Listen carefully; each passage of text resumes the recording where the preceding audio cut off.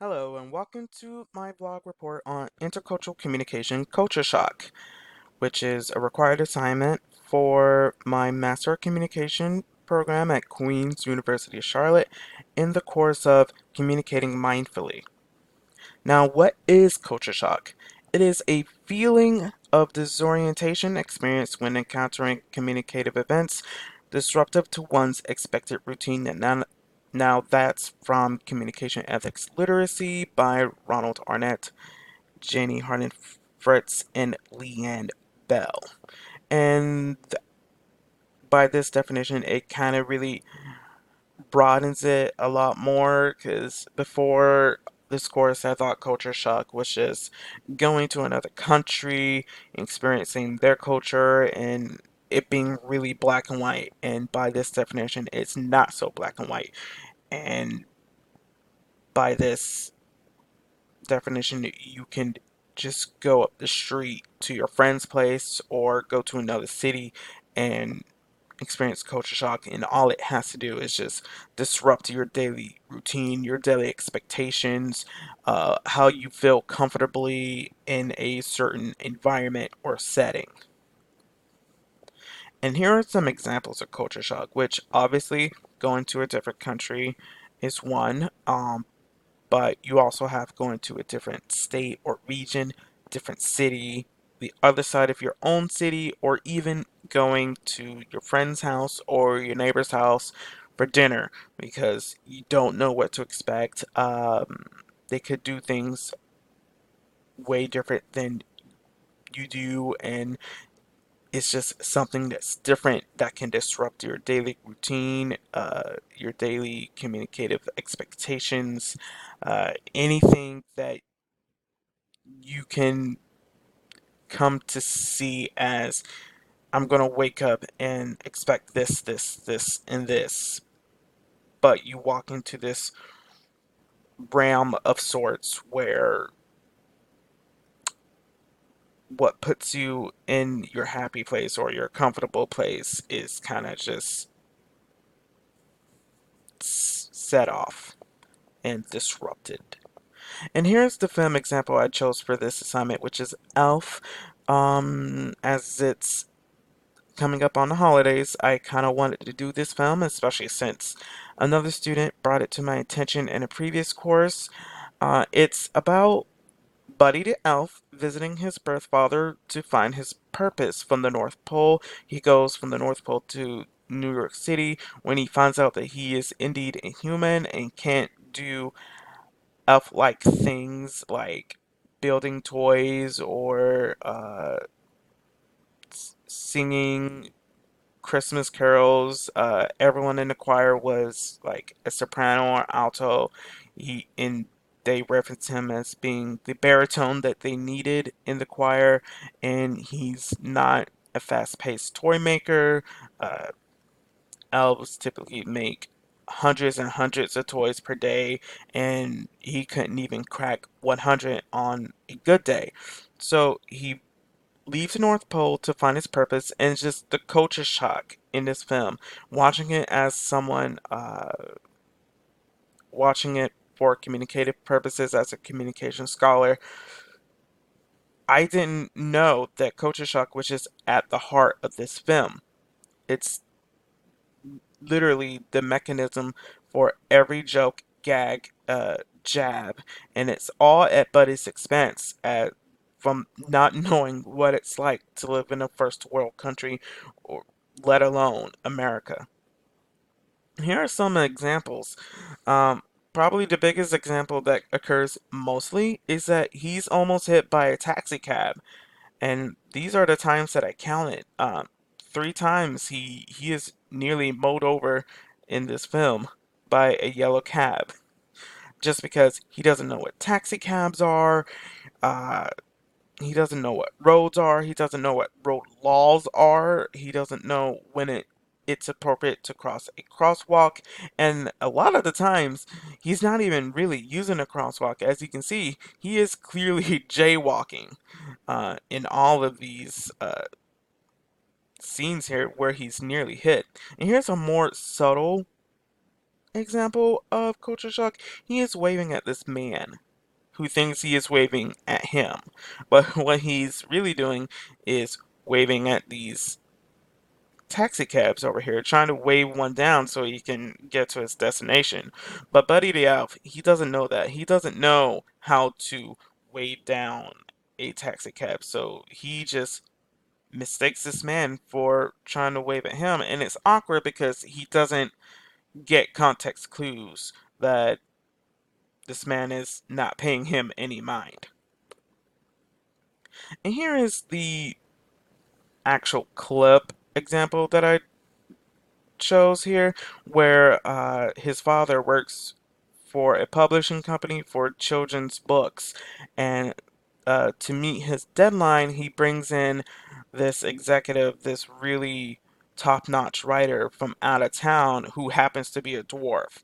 And Buddy barges into this meeting, and when he encounters this man, this writer from out of town, he mistakes him for an elf because elves are typically short. So when he does that, the writer gets insulted and hilarity ensues. So let's look at it.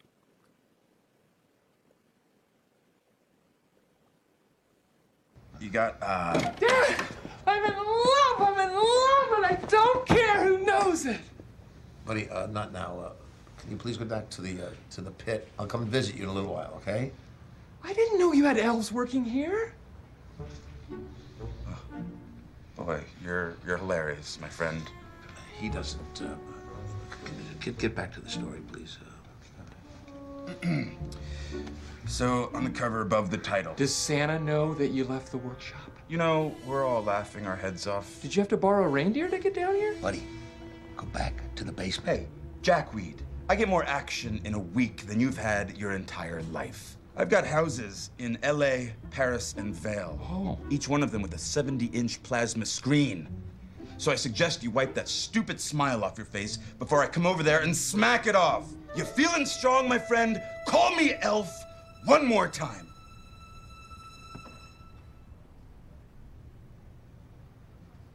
He's an angry elf. Look at you! Ow! Hey, what? I wasn't ready for that.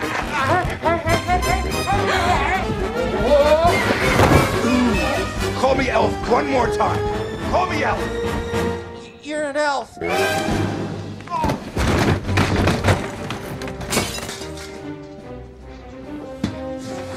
Miles, he thinks he's an elf. Listen, Miles. Listen, Miles. He must be a South Pole elf. You get the hell out of here. Where do you want me to go? I don't care where you go. I don't care that you're an elf. I don't care that you're nuts. I don't care that you're my son. Get out of my life now!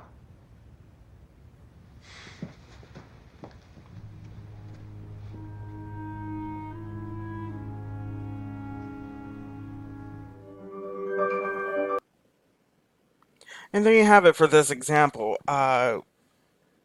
Watching it a second time and a third time, I kind of noticed that there is sort of a reverse culture shock happening to everyone else in the room. Of course, Buddy is experiencing culture shock because he's mistaking this man who just happens to be a dwarf for an elf, and everyone else is experiencing culture shock because they think that Buddy is mentally ill. They don't know that elves exist. They don't know that Santa exists. It's all fairy tale to them.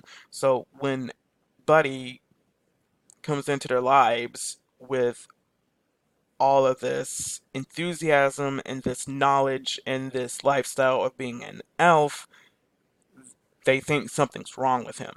And for this example, even after Buddy is beaten up by the writer, he still thinks that he's an elf. He assumes that he's an elf from the South Pole, which is the first instance in recognition of elves from other parts of the world. So to continue on discussion, what you need to remember is that culture shock is normal, but Arnett and company say spiraling out of control and hoping that it solves itself is not the way to go about it in the 21st century.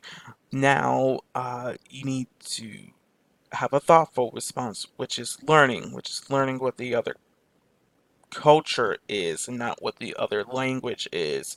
And they go on to describe what culture shock is by explaining what it is to not experience culture shock, to be comfortable in your own environment, which is a paradigmatic variation. And they go on to break that down by saying that going from a horse to a car is kind of like a paradigmatic change. You're making a very permanent change to your environment, whereas going from a car to a truck, which has very little difference other than that you're now driving a truck instead of a car, is kind of just a variation of the paradigm environment that you're currently living in. And learning is key. It really is. You have to learn what another culture is before you go into it to reduce the blow of culture shock. In my example, I studied Japanese in my undergraduate program, and during those courses, before we went on a month-long study abroad, we learned about the laws of Japan and the cultures of Japan, how to eat with chopsticks, how mannerisms work, some of its history, like, for example, something that stuck with me was learning that the capital of Japan is not where the government says it is, but it's where the emperor lives. So that's a really interesting fact about Japan's geography. And for further reading, I chose How Culture Shock Affects Communication, which is in the scholarly journal Communication Volume 5. It's by Lorraine Barna, and I chose this one because Barna really goes into detail what culture shock is much further than our textbook, and they researched how it affects people universally and individually. So he kind of goes in and out, looking at how this kind of phenomenon affects people in different parts of the country and how individually it goes in deeper. And that is it for my blog report on culture shock. I hope you learned something. I hope I was able to teach something. Um, and I hope you watch Elf. It's a very funny, fun loving holiday film as it is the holidays, and it really helps you expand your mind about the messages it communicates. Film is a wonderful work of storytelling, and it opens a big door to researching its different messages, and especially in this one in particular, how culture shock from this man who lived as an elf coming to New York City, how things just can spiral out of control. It's a really fun film, and I do recommend it. Thank you.